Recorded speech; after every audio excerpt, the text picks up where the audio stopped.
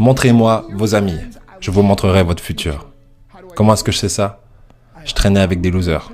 Dans cet épisode, l'ancien catcheur Marc Mero n'est pas là pour faire une démonstration de force. Non, il n'est pas là pour s'élever sur la troisième corde, prendre son temps, vous regarder droit dans les yeux avant de faire son coup de pied et vous écraser comme une merde sur le ring.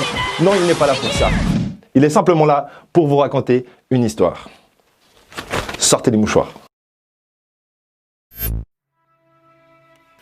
Ma maman était à tous mes événements sportifs. Disons que je jouais au football, ok?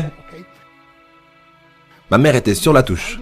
Et si le jeu sur le terrain commençait à aller d'un côté, ma mère me criait dessus. « Marc, bouge-toi, bouge-toi !» J'étais là, oh mon Dieu. Et on se rassemble avec les autres gars de l'équipe et ils disent « Marc, est-ce que c'est ta mère ?» Je réponds « Non, je l'ai jamais vue de ma vie. » Le plus beau cadeau que ma mère m'a donné. Elle croyait en moi. J'ai fait des overdoses sous drogue à 3 occasions où j'aurais dû mourir. Mais je crois qu'on m'a gardé ici pour une raison. Montrez-moi vos amis, je vous montrerai votre futur. Comment est-ce que je sais ça? Je traînais avec des losers et je suis devenu le plus gros loser parmi eux parce que j'ai abandonné absolument tout, ce dont je rêvais quand j'étais un petit garçon, à cause des gens avec lesquels j'ai décidé de m'entourer. Mes amis me ramenaient à 2 ou 3 heures du mat. On était bourrés, foncés à rire dans la voiture. On s'arrête à côté de ma maison et ils me disent « Marc, la lumière est allumée. » Et je dis « Oh merde, ma mère est debout. » Vous voyez, ma mère ne pouvait pas aller au lit avant de savoir que son fils était toujours en vie. Je rentrais, elle me disait « Hello Marc, comment a été ta soirée ?» Et je dis « Bien maman, je vais juste aller au lit. » Elle dit « Est-ce que je peux juste te parler une minute ?» Et là je dis « Maman, je suis fatigué, je veux juste aller au lit. » Elle dit « Marc, je ne t'ai pas vu de toute la journée et toute la soirée.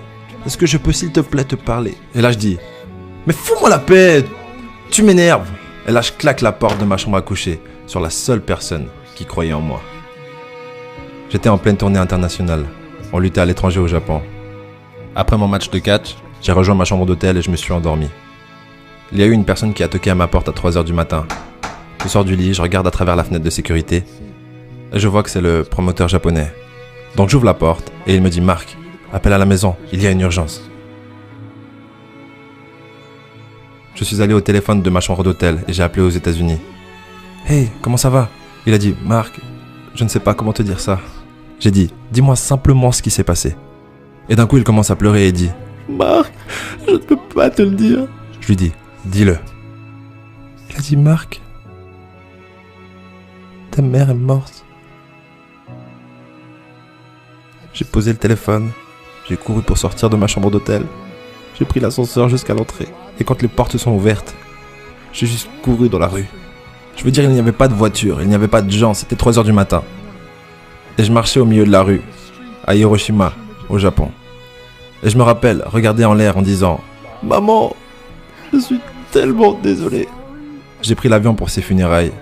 J'étais tellement nerveux de devoir marcher jusqu'à son cercueil, alors je suis resté dans le fond.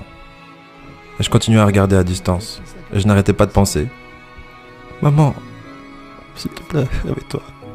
S'il te plaît, lève-toi. » Et j'ai finalement eu le courage de marcher jusqu'à elle. Et en me rapprochant, je peux voir ma mère pour la première fois.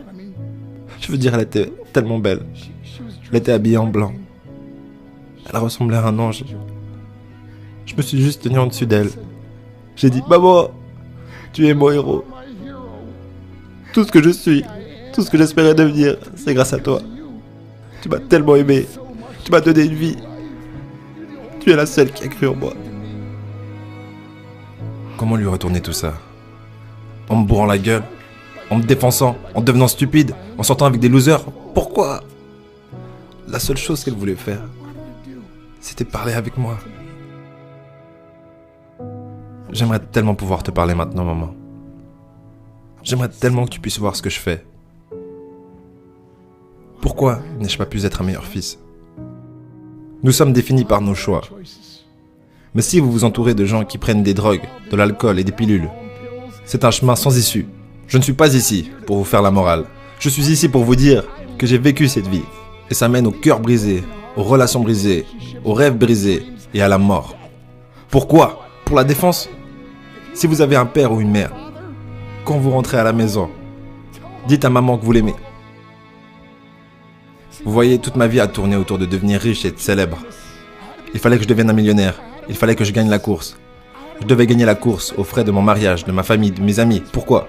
Pour être seul dans une pièce et apprendre ce qui est réellement important.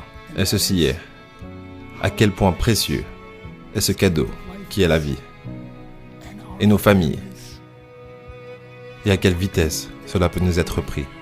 Vous savez, je ne vis plus le temps, je vis les moments. Vous savez, ce n'est pas ce que vous avez dans les poches qui compte, c'est ce qu'il y a dans votre cœur qui compte vraiment. L'amour.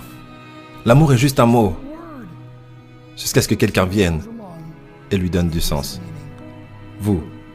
Je vous le cache pas, j'ai pleuré 3 fois en faisant le montage. On a tous un pote hyper sensible dans son entourage, du coup cette vidéo est sûrement faite pour lui. N'hésitez pas à lui envoyer et je vous dis au prochain épisode. Si vous ne savez pas où vous allez, ou que vous ne connaissez pas votre cible, vous n'y arriverez jamais. La vérité. Travaillez dur, dormez moins.